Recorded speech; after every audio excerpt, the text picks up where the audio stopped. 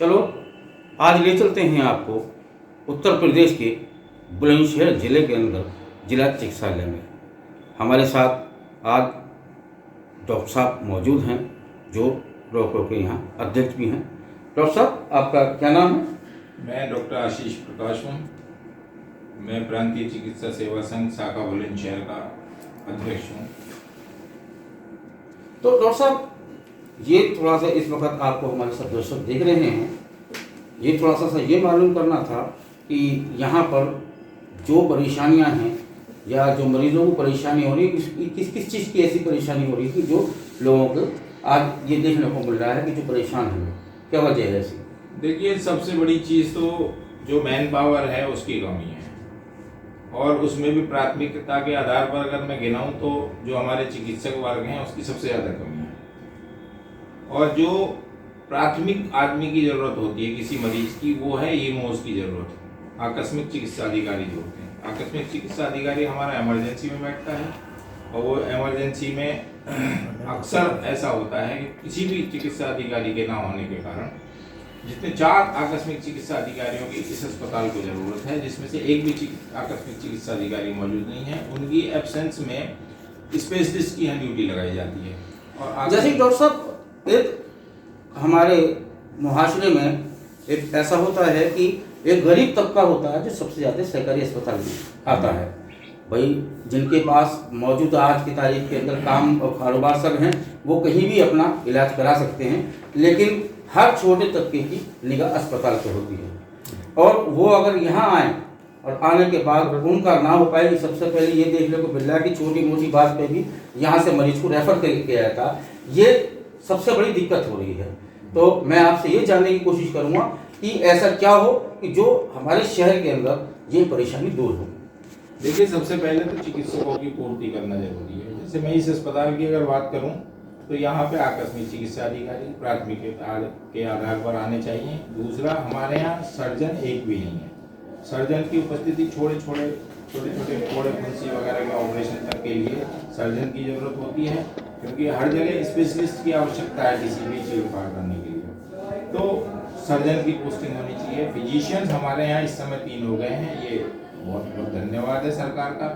और ENT surgeon हमारे पास एक है कुल, तो उसकी भी कमी है। ऑर्थोपेडिक सर्जन एक है, वो भी ओवरलोडेड रहते हैं। इसी तरह से रेडियोलॉजिस्ट भी एक है। तो सबसे पहला तो चिकित्सकों की जो कमी है उसको पूरा करना सरकार की जिम्मेवारी है। और दूसरा, देखिए, मैंने एक चीज़ और भी यहाँ नोटिस की है कि सब जगह जो दवाइयाँ, कुछ दवाइयाँ बहुत बहुतायत में आ जाती हैं, और कुछ दवाइयाँ जो ज़रूरत की दवाइयाँ हैं वो उस समय नहीं मिल पाती हैं जिस समय उनकी आवश्यकता है। तो ये जैसे कि डॉक्टर साहब, ये चीज़ जैसे आम लोगों को, जनता को जब मालूम होती है, वो बड़ी तरसती हुई निगाहों से देखता है कि हम इस शहर के अंदर हैं और हमारा वो अगर इलाज ना हो हम कहाँ जाएं। दूसरी बात है डॉक्टर साहब, आप यहाँ पर डॉक्टर के अध्यक्ष भी हैं जैसे मुझे मालूम हुआ है, तो आपके उस सर्किल में कितने डॉक्टर वगैरह हैं? थोड़ा सा देखिए, यहाँ जो पूरे ज़िले के जितने डॉक्टर हैं हमारे, सभी अस्पतालों में डॉक्टर्स की कमी है। कहीं कहीं तो 2-2 अस्पताल पे पूरी CSC चलाई जा रही है, जहाँ पे कम से कम 6 स्पेशलिस्ट की जरूरत होती है। और राउंड द क्लॉक 24/7 के लिए जो है 3 EMOs की हर जगह जरूरत है कायदे में। समय बदल गया है, जितनी जनसंख्या पहले थी उसके अनुसार मानक उस समय तय किए गए थे, लेकिन अब जनसंख्या भी बदल गई है और मरीजों का वर्कलोड भी हर अस्पताल में बढ़ गया है। उसके हिसाब से जो इनकी पोस्टिंग भी बढ़नी चाहिए। और सबसे बड़ी बात यह है कि जब प्राइवेट में कोई भी चिकित्सा महंगी हो जाएगी, तो सरकारी में, जो आप कह रहे थे अभी कि सरकारी में गरीब मरीज आता है, तो सरकारी में गरीब नहीं, मीडियम तबके का भी मरीज अब आने लगा है, क्योंकि प्राइवेट में जैसे जैसे महंगी होती चली जाएगी चिकित्सा व्यवस्था, इसीलिए इसमें सरकारी में उतना ही लोड बढ़ता जाएगा, मरीजों का इनफ्लो बढ़ जाएगा उससे। तो बार बार सरकार का ये कहना है कि हमने हर अस्पताल के अंदर हर चीज़ की पूर्ति कर रखी है। इमरजेंसी के अंदर भी भाग लगा था 24 आवर, लेकिन जैसे कि यहाँ पर एक डॉक्टर फूल अग्रवाल के सर्जन थे, शायद जब से वो गए शायद कोई सर्जन यहाँ पे मौजूद भी नहीं है। तो जब ऐसा नहीं होता तो क्या करते हैं आप डॉक्टर साहब? नहीं देखिए, डॉक्टर फूल कुमार के जाने के बाद से कोई सर्जन वाकई में, एक डॉक्टर थे डॉक्टर अजीत बाबा, उनको 3 दिन के लिए यहाँ लगाया गया था, लेकिन अब उनको जो खुर्जा अस्पताल है उसका अधीक्षक बना दिया गया है, तो उनका फिर आना बंद हो गया है। अब इस तरह से देखिए, मैं एक चीज़ भी और कहना चाहूँगा आप लोगों से कि जो ये संविदा की व्यवस्था है ना, ये संविदा की व्यवस्था भी किसी भी तंत्र को सुचारू रूप से चलाने के लिए उचित नहीं है।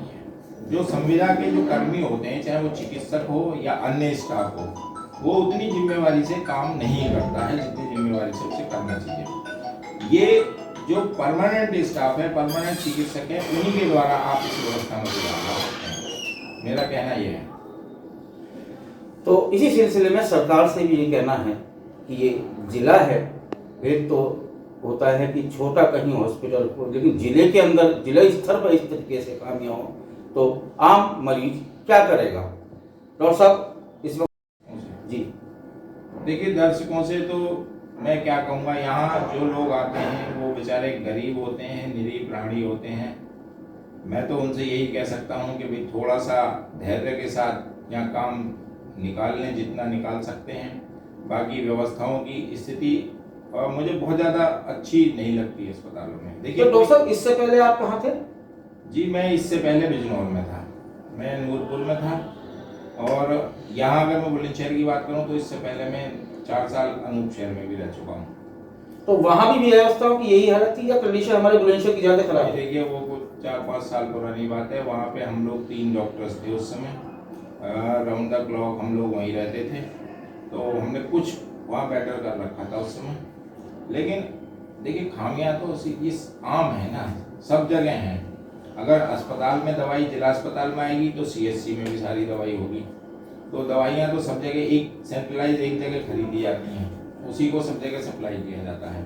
उसी तरह से चिकित्सक अगर एक जगह ज़्यादा होंगे तो दूसरी जगह भी होंगे, जहाँ अगर कमी एक जगह होगी तो दूसरी जगह भी कमी होगी। तो कमी तो पूरे उत्तर प्रदेश में है, कमी है। और ये बहुत पुराना व्यवस्था है, जब जनसंख्या भी कम थी उसके हिसाब से अनुरूप मानक बनाए गए थे ये, और वो मानक अब इस समय तो उसका कई गुना उसकी ज़रूरत है मैन पावर की। और उसमें भी स्थिति यह है कि जितने उस समय के मानक चले आ रहे हैं उसमें से भी 40% 50% लोग जो हैं है नहीं।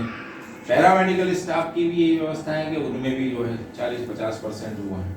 और जैसा कि मैं अभी बता रहा था कि संविदा कर्मी कुछ रखे गए हैं, पर संविदा कर्मियों की उतनी जिम्मेवारी से काम नहीं करते। तो डॉक्टर साहब, क्या जैसे अब ये 2022 इलेक्शन आ रहे हैं, क्या इलेक्शन का भी अस्पताल पे असर पड़ता है? इलेक्शन का असर तो अस्पताल पे बल्कि और ज़्यादा, एक तो जो स्थानीय नेता होते हैं उनका दबाव बढ़ जाता है, दूसरा मरीज भी बढ़ जाते हैं, क्योंकि वो लोग जो अपने वोट बैंक के लिए उनको संतुष्ट करने के लिए उनके साथ भी एक साथ 10-10 मरीजों को लेकर आ जाते हैं यहाँ पे, तो लोड बढ़ के और बढ़ जाता है। ये बड़े गौर करने की बात है। सरकार और आला अधिकारियों से इस पर निगाह रखने के लिए थोड़ा सा ये बड़ी गौर की बात है, क्योंकि ये जब जिला के अंदर एक स्तर पे इस तरीके से खामियां आती हैं तो ये परेशानी एक आम आदमी को हर तरीके से होती है। तो मेरा भी मेरे चैनल के माध्यम से भी ये अनुरोध है कि जो खामियां हैं जिला स्तर पर इसको पूर्ण की जाए। सरकार से मेरा अनुरोध है। मैं शिव